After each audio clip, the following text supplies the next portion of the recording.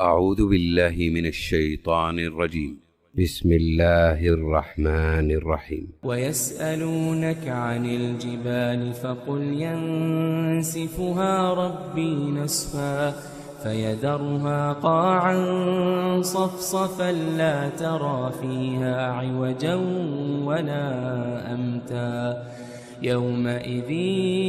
يتبعون الداعي لا عوج له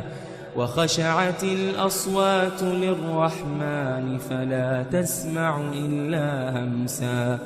يومئذ لا تنفع الشفاعة إلا من أذن له الرحمن ورضي له قولا يعلم ما بين أيديهم وما خلفهم